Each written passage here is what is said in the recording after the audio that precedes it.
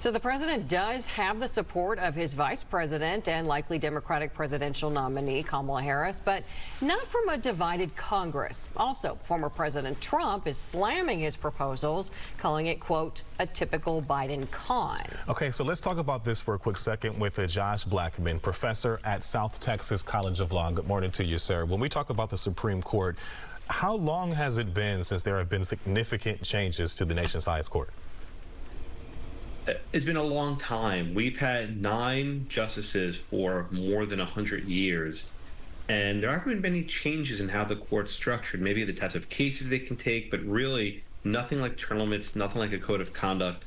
So this would all be very novel.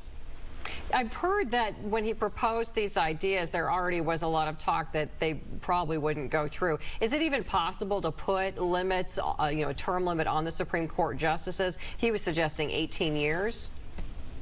Well, there are 2 ways to impose limits. One is by a constitutional amendment, and the second is by an act of Congress, a statute. To pass an amendment, you need a lot. You need 2/3 of both houses of Congress and 3/4 of the states. I don't think there's any chance you get that many levels of support for it. I don't think. Go ahead. Go ahead. I'm sorry. I didn't mean to interrupt you. Go ahead.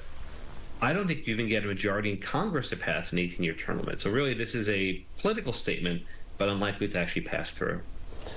I know we were talking about a code of ethics being enforced as well. Is there really a way to examine alleged misconduct in the Supreme Court? I think the important question is who does the examination. One idea is to have lower court judges sit in judgment of the Supreme Court, and that sort of turns a pyramid on its head, right? The Supreme Court's on top and the lower courts are below them.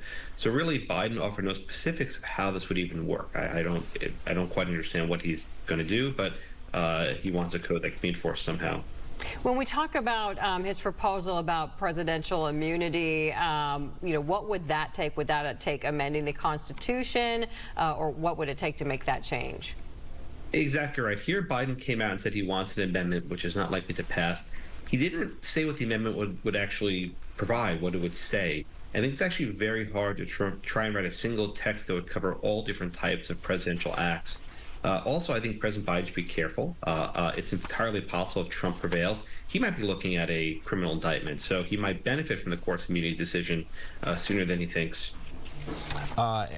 In terms of all of this, obviously this would take legislation, and while obviously Republicans either control the House or Senate, this is never really going to happen anyway.